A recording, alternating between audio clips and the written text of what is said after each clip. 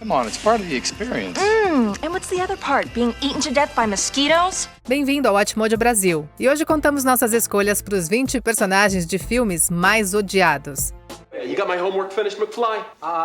Well, actually, I figured since it wasn't due till Monday. Hello? Hello? Anybody home? Nessa lista veremos personagens de filmes que as pessoas adoram odiar. Só para deixar claro, são personagens que o público normalmente não gosta, não personagens que acabaram sendo chatos sem querer, tipo Jar Jar Binks. Dungeons no liking outsiders, so don't expect a warm welcome. E como todos nós odiamos spoilers, eu já aviso que tem muitos pela frente. Tem algum personagem que você odeia e que não tá na lista? Me conta aqui nos comentários. Número 20. Prefeito Larry Vaughn, Tubarão. À primeira vista, Larry Vaughn parece um cara razoável. Ele é o prefeito da ilha Amity e, quando um possível ataque de tubarão acontece nas águas próximas, ele não quer causar pânico, já que muitos negócios na cidade dependem do turismo. You yell barracuda. Everybody says, huh? What? You yell shark. We've got a panic on our hands on the 4th of July. No entanto, à medida que as evidências e o número de mortos aumentam, fica cada vez mais claro que Vaughn se preocupa menos com o público e mais com a sua própria posição. Ele tem todos os especialistas alertando sobre os perigos, mas insiste em ignorá-los até não conseguir mais. Isso soa familiar, né? Vaughn é a cara teimosa de todos os políticos que acham que sabem mais do que todo mundo. Those proportions are correct. Love to prove that, wouldn't you? Get your name into the National Geographic. Número 19. Shooter McGavin, um maluco no golfe. Um jogador de golfe pretensioso em ascensão, Shooter McGavin fica indignado quando a atitude barulhenta de Happy Gilmore começa a atrapalhar o torneio e roubar os holofotes dele.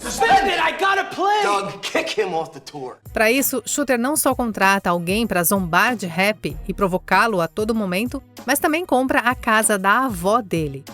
As táticas sujas e a atitude convencida de Shooter vão por água abaixo quando ele irrita um dos maiores e mais brutos fãs de Happy, o próprio Joss, o vilão de James Bond e não o tubarão do filme. Todo mundo adora odiar o Shooter. O mérito vai pro ator Christopher McDonald, que faz esse cara parecer tão irritante. Oh, you can count. Good for you. And you can count on me waiting for you in the parking lot. Número 18. Young-suk, Invasão Zumbi. A diversidade pode trazer à tona o que há de melhor em alguns e pior em outros. Young-suk provavelmente já era um idiota antes do apocalipse zumbi. Ele é um empresário egoísta e covarde, e com certeza dá para entender o seu pânico diante dos mortos voltando à vida. 무슨 관제실 타령이야 지금? 사람인지 뭔지 모를 것들이 미쳐서 날뛰고 있는데 무조건 초련역에 세워요. 알았어? Mas a cada oportunidade, ele usa todo mundo ao redor apenas para ganhar um pouco mais de tempo. Além disso, ele incentiva os outros a serem tão medrosos e interesseiros quanto ele, chegando ao ponto de trancar os protagonistas do lado de fora de um vagão do trem por medo de que estejam infectados. No final das contas, o karma acaba alcançando, já que Young-suk é mordido e se torna um zumbi, ameaçando os nossos heróis pela última vez. Isso mostra que egoísmo tem seu limite. 저 무서워요. Número 17. Walter Peck, os caça-fantasmas. Levando em conta que os caça-fantasmas andam por aí carregando dispositivos nucleares instáveis nas costas, era apenas uma questão de tempo até que chamassem a atenção do governo. Frankly, there have been a lot of wild stories in the media, and we want to assess any possible environmental impact from your operation. A atenção é direcionada para Walter Peck, um membro da Agência de Proteção Ambiental. Embora se possa argumentar que Peck está apenas fazendo o trabalho dele e que os caça-fantasmas realmente parecem vigaristas do ponto de vista externo, ele conduz tudo da maneira mais irritante e ofensiva possível. E como sempre, o sujeito decide cortar a energia da unidade de contenção deles, liberando fantasmas pela cidade e quase destruindo tudo. Uma ótima maneira de fazer exatamente o oposto da missão declarada da sua agência, né?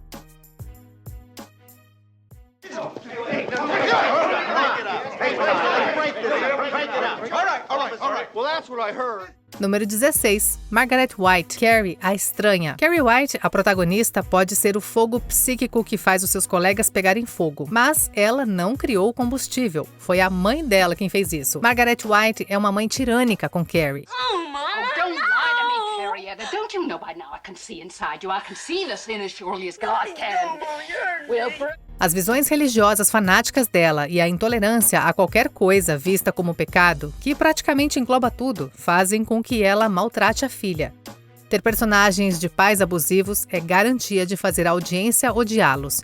Mas a forma particular de delírio e maldade de Margaret realmente nos incomoda. No final das contas, ela colhe o que planta, quando Carrie perde o controle e a filha bruxa dá um jeito nela. Número 15. Terence Fletcher, Whiplash, Em Busca da Perfeição. A maioria dos professores de filmes são modelos positivos. Fletcher não é. Although why anybody would have anything other than peaches and cream to say about me is a mystery. Enquanto muitos professores tentam incentivar os seus alunos, Terence Fletcher parece só querer derrubá-los. Ele continua maltratando seus alunos com abuso emocional e verbal, até que eles quebrem ou melhorem, ou os dois. Embora ele tente justificar como um tipo de amor rigoroso para criar o próximo grande músico de jazz, a crueldade de Fletcher vai além de ser apenas uma estratégia para atingir os seus objetivos. É desprezível e assistir à sua atuação na tela nos deixa com muita raiva, porque parece que Fletcher e pessoas como ele podem sair impunes com esse tipo de comportamento. Why do you suppose I just hurled a chair at your head, Neiman?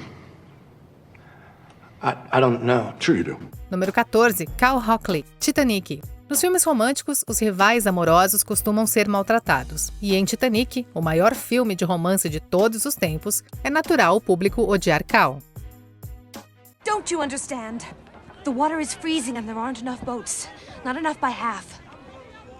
Half the people on this ship are going to die. Not the better half. O noivo snob e arrogante de Rose, Cal Hockley, é estranhamente possessivo com ela logo depois de conhecê-la. A atitude ultrapassada de Cal, embora considerado normal para a época, em relação à futura esposa, inclui tratá-la como propriedade, mandar vigiá-la e até agredi-la. E tudo isso antes de tentar matar a ela e a Jack. Apesar de certa subjetividade na história contada por Rose, Cole ainda parece um idiota que não merece a ela nem sobreviver ao naufrágio. I always win, Jack. And lower away evenly, lads. One way or another. Número 13. A família Armitage. Corra, criminosos motivados por questões raciais são sempre repugnantes, mas a família Armitage é especialmente perturbadora. Esse clã monstruoso faz parte de um culto horrível que usa corpos de jovens negros para transplantar as suas mentes, ganhando uma espécie de imortalidade.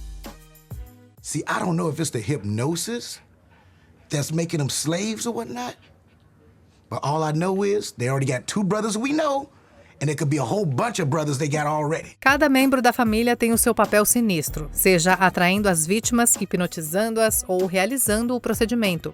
O que fazem é tão horrível ou até pior do que a escravidão, privando as vítimas do controle dos seus próprios corpos. Ver Chris virando o jogo na fuga desesperada dele é muito satisfatório. People want to change. Some people want to be stronger, faster, cooler. Black is in fashion. Número 12. Bill Lumber, Como Enlouquecer Seu Chefe. Bill Lumber é a personificação do chefe medíocre e insuportável que todo mundo conhece. Yeah. If you could just go ahead and make sure you do that from now on, that would be great.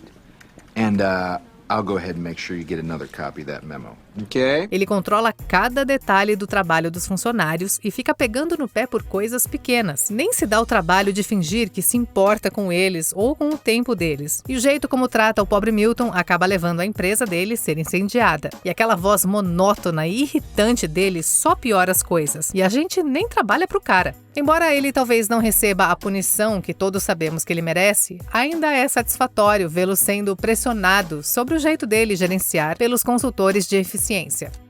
Oh, and I almost forgot. I'm also gonna need you to go ahead and come in on Sunday, too, okay?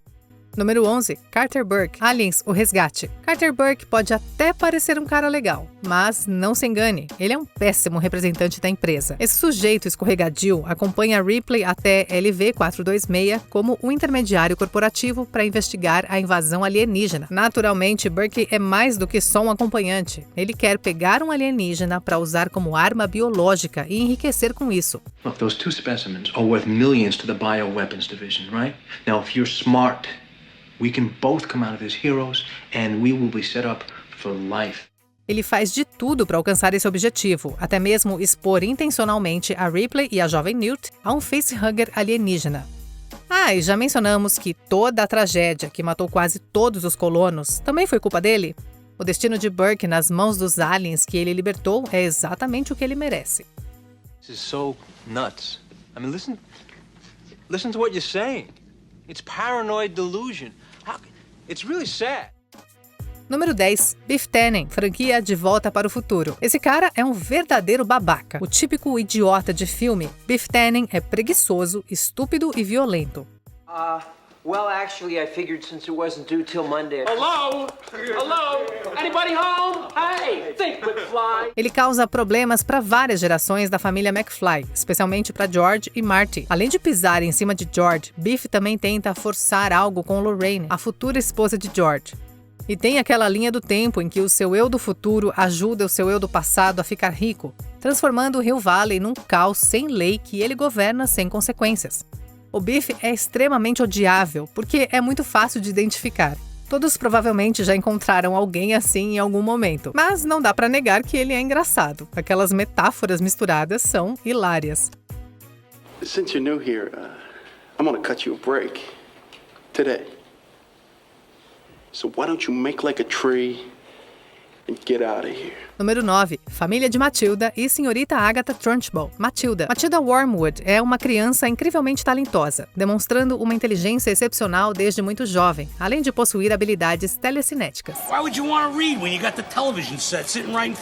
No entanto, os seus pais são extremamente negligentes, chegando ao ponto de não permitirem que ela frequente a escola até completar 6 anos, e provavelmente não faziam questão de ensinar a ela absolutamente nada. O irmão dela é um sujeito desajeitado. Por outro lado, quando finalmente começa a frequentar a escola, Matilda tem que lidar com a senhorita Trunchbull, a diretora tirânica que costuma abusar dos alunos de maneiras bizarras. Her sweat and blood went into this cake, and you will not leave this platform until you have consumed the entire confection. Ao observar Matilda enfrentar essas situações por algumas horas, já é o bastante para desenvolvermos um sentimento de aversão por todos os envolvidos.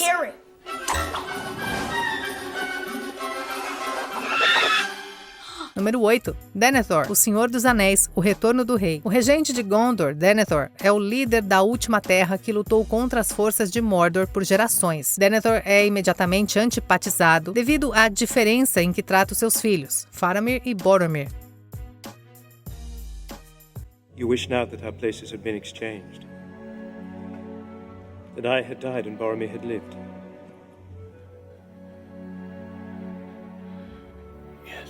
Enquanto venera Boromir, ele critica o seu filho mais estudioso e inteligente, Faramir, e o envia em uma missão que parece destinada à morte. O seu orgulho é tão destrutivo quanto o seu desespero, pois não acredita mais que Sauron e as suas forças possam ser derrotados, e até tenta se queimar vivo com seu filho, a quem acredita estar morto. Embora seja consideravelmente melhor no livro, a postura sombria e o desespero de Denethor não atraía muita simpatia, independentemente da forma como são apresentados. No entanto, a interpretação de John Noble é excepcional. Boromir would have remembered his father's need. He would have brought me a kingly gift. Número 7. Percy Wetmore, à espera de um milagre. Um guarda de prisão para condenados à morte na Louisiana dos anos 1930. Percy Wetmore é um personagem totalmente desprezível. Percy é abusivo com os detentos, especialmente com Del, pisando no rato dele, usando termos ofensivos e, no final, sabotando a execução para tornar a morte dele desnecessariamente dolorosa. Ele consegue se safar disso por ser parente do governador. Além disso, Percy é um covarde, pois fica aterrorizado quando um dos prisioneiros mais perigosos enfrenta ele. No final das contas, John Coffey deixa Percy em estado catatônico pelo resto da vida, e a gente sente pouco ou nenhum pesar pelo sujeito detestável. Número 6. Presidente Coriolanus Snow, franquia Jogos Vorazes. A série Jogos Vorazes tem uma boa dose de personagens detestáveis, mas o pior de todos é o Presidente Snow. Líder da sociedade distópica de Panem, Snow supervisiona os cruéis jogos do título e perpetua a nítida divisão entre os privilegiados e os desprivilegiados. Her entire species has to be eliminated. Her species, sir? The other victors. Now, because of her, they all pose a threat. Embora ele apresente uma imagem calorosa e amável, Snow é tão frio e calculista quanto seu nome sugere. Regularmente, ele comete atrocidades, matando seus cidadãos para enviar mensagens tanto aos seus inimigos quanto aos aliados. Katniss pode decidir não matá-lo pessoalmente, mas entendemos por que muitos fãs da série queriam ver uma flecha perfurar a área onde um coração deveria estar, se Snow tivesse um. I'm sure she wasn't gunning for your sister, but these things happen in war. Número 5. Senhora Carmody, o nevoeiro. Às vezes, uma crise traz à tona o que há de melhor nas pessoas. A Senhora Carmody está no outro extremo do espectro. Well, if you need a friend, someone to talk to. I have a friend. God, up above. I talk to him every day. Uma fundamentalista religiosa, a Senhora Carmody fica presa em um supermercado com muitas outras pessoas, quando uma névoa sobrenatural, cheia de criaturas mortais, desce sobre a cidade deles. I'm sorry, everybody, but this lady's perspective is a little too Old Testament for my taste. He'll come for you. Maybe tonight, when darkness comes. Ao invés de se elevar à situação, a Senhora Carmody se torna amarga, rancorosa e está convencida de que a névoa é um castigo divino de Deus. Alguns dos sobreviventes, em pânico, se convencem de que ela está certa, juntando-se a ela para sabotar a saída dos protagonistas e até mesmo tentar assassinar alguns deles. Você sabe, como Deus gostaria. I want that scary lady. Oh, man, I don't either. But you know what? Maybe she's scared too. Número 4. Enfermeira Ratched, um estranho no ninho. Falando de pessoas horríveis com autoridade sobre os confinados, a enfermeira Ratched é a enfermeira-chefe de uma instituição para doentes mentais. If Mr. McMurphy doesn't want to take his medication orally, I'm sure we can arrange that he can have it some other way. Longe de ser uma figura atenciosa, Ratched é uma verdadeira tirana, usando a sua posição de poder sobre os seus pacientes para tornar a sua própria vida mais fácil, sem se importar com o custo para o bem-estar deles. I don't have to tell her. Your mother and I are old friends, you know that. A revogação de privilégios e as ameaças contra os pacientes acabam levando um deles a tirar a própria vida. Isso faz com que o protagonista, McMurphy, quase a estrangule até a morte. E por isso ela ordena que façam uma lobotomia nele. O poder sobe a cabeça das pessoas. E a enfermeira Ratched é o exemplo deplorável de figuras de autoridade abusivas. Número 3. Capitão Vidal, o labirinto de Fauno. Os fascistas, em geral, já são fáceis de odiar. Mas o Capitão Vidal vai além disso para ser completamente indefensável. Al principio no voy a poder confiar en ti. Pero cuando acabe de usar esto, me vas a decir alguna que otra verdad. Enquanto a sua frieza em relação à sua enteada, Ofélia, é repulsiva, ele rapidamente se mostra um monstro pior do que aqueles que Ofélia encontra. Vidal mata brutalmente cidadãos inocentes em sua busca pelos combatentes rebeldes. Ele parece gostar de torturar prisioneiros e só se preocupa consigo mesmo e com seu legado, o seu filho recém-nascido. Até mesmo Ofélia se torna vítima de Vidal quando ameaça levar o seu filho, o seu irmão, embora. Se alguém merece ser esquecido, é Vidal. Infelizmente, o ódio que ele evoca em nós o torna inesquecível. Decirle a que hora murió su padre. Decirle que yo. Ni siquiera sabrá tu nombre. Número 2. Calvin J. Candy, Django Livre. Calvin Candy é sem dúvida o personagem mais desprezível de um filme de Quentin Tarantino, o que é realmente um padrão elevado. Hey! Lay your palm flat on that tabletop! If you lift those palms off that turtle shell tabletop, Mr. Pooch is gonna let loose with both barrels that sawed off. Como dono de escravos, Calvin personifica tudo de terrível elevado ao máximo.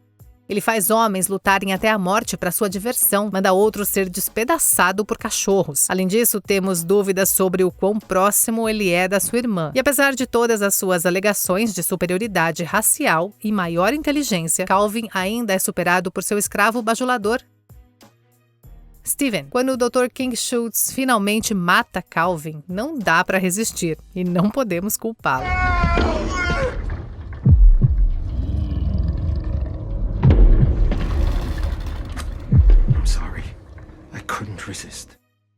Antes de continuarmos, inscreva-se no nosso canal e ative o sininho para receber as notificações sobre os nossos vídeos mais recentes. Tem conteúdo novo todos os dias. Número 1. Dolores Umbridge. Franquia Harry Potter. Realmente é um sinal de um vilão detestável quando ele é mais odiado do que o antagonista principal da franquia, e até mais do que a terrível família de Harry, com todo o ódio merecido aos Dursleys.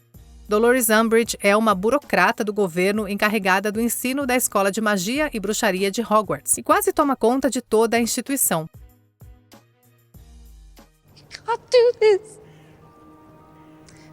Actually, I can. Mesquinha, falsa e cruel, Umbridge faz de tudo para não apenas reprimir a educação e a alegria dos estudantes, mas também literalmente os tortura com suas punições draconianas, especialmente com o ódio pessoal pelo jovem bruxo protagonista da série. Because you know, deep down, you deserve to be punished. Don't you, Mr. Potter? Depois de ser expulsa de Hogwarts, ela continua falsamente aprisionando pessoas para o governo supremacista de bruxos liderado por Voldemort. Diríamos que ela merece os dementadores, mas, como Umbridge demonstra, ela não tem alma para ser sugada. One mustn't tell lies. E aí, você concorda com as nossas escolhas? Confira também esse outro clipe recente do Atmódio Brasil e se inscreve no canal para não perder os nossos próximos vídeos.